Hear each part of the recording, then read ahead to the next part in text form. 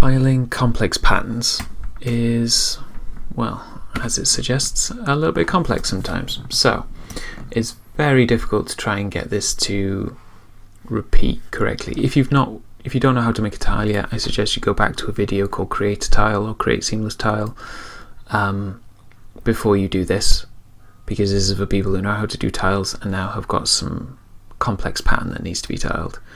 So I've taken this off the internet. So it's a image of some marble. Obviously this is going to be a bit difficult to repeat properly, so we're going to have to use a couple of the tools that we've done in the previous videos to make this tile. So let's start. What I'm going to do is put this into the corner, copy the layer,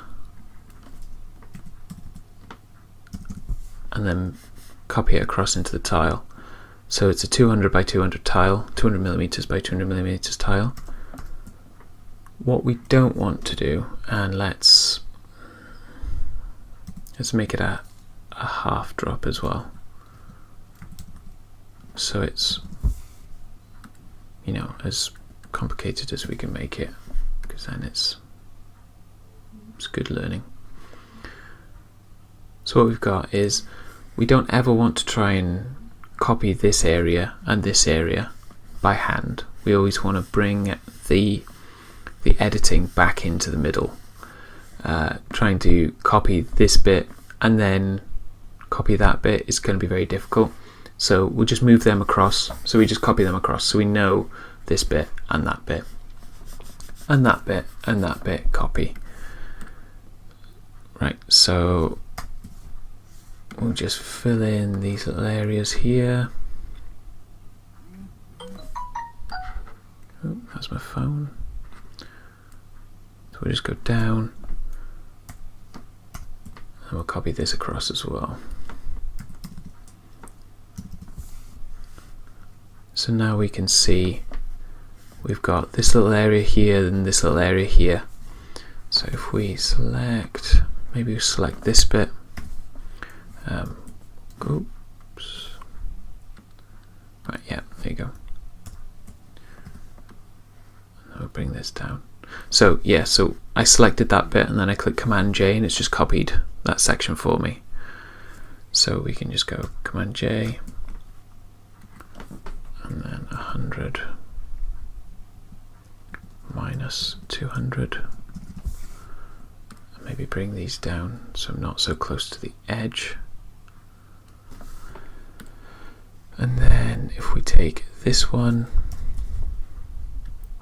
we bring this down to the bottom, and then it fills in this gap.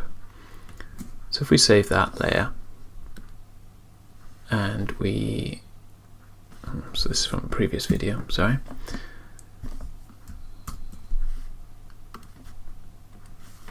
So now when we copy this in here, we can see that, well, let's be honest, it looks a bit shit right now, because you can still see all these lines and it's not exactly a convincing marble. So we've still got all these lines here that we need to deal with. Right, what we're going to do is, I'm going to keep this as an editable layer. Let's call this just raw files. Then I'm going to copy this, turn this one off, and we're going to flatten that. So I've just gone Command E or Control E with that folder, and now I've got this as a flattened section. So there's a couple of things we're going to try. If you've never used the clone stamp tool before, I suggest you look at the video for the clone stamp tool. What you do is you select the clone stamp tool. Oops, not that one. Clone stamp tool. If you hold down Alt or Option, it'll change the cursor into that little circle. You click on that area and then it will paint back in to those areas, so you can see it's copying those bits over here now, which is not what we want. So if we just gently dab on these areas, because it's such an abstract sort of shape anyway, it's not too bad. If it was something a bit more regimented, it would be much more difficult. So we're just going to select on these areas and copy them across. So after I literally told you not to edit these corners, that's exactly what I've gone and done. So that was stupid. So we'll get to that in a minute now, because sometimes best practices don't always work out, especially not when you're doing a live video. Right, so we've filled in those areas. There might be a little bit of a line up here maybe. Right, so let's save that. Let's head over to InDesign to see what that looks like. So if we update our file, so it looks a lot better already.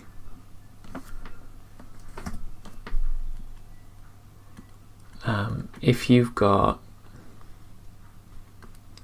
this and you want to get rid of these blue lines so you can really see what it looks like, you just go to View, Screen Mode, Preview. And if yours isn't showing up like this, you want to go Display Performance, High Quality. Right. So we can see there's maybe a little line here where that's done that, but it's actually not too bad. There's a bit of a line going on there, but it's always better to look at the thing as a whole, because you will start to see maybe repeating patterns that you are not so keen on. Really looks like there's a line going across there, so I'm going to work into that now. But the actual repeat itself doesn't look too bad. So let's deal with that line. So it's this line here.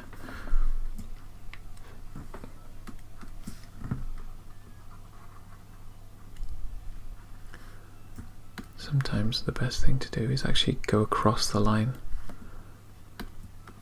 and then you can, so it's working with the marble, so you can see the marble is working up, sort of working in these kind of lines, so I am going to work in with it like that. Let's try that, save that.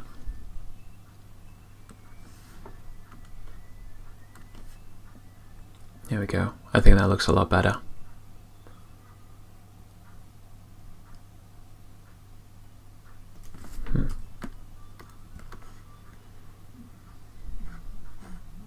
Yeah, I think that works pretty well.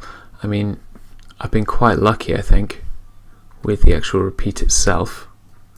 So I will be doing a couple of these sort of complex patterns, because I'm sure there's plenty of problems that are going to arise from different types of complex patterns.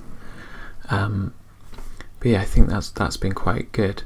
If, for example, you were getting a really hard line on the edge there, sometimes what a good way to do it is if you use the marquee tool and you feather.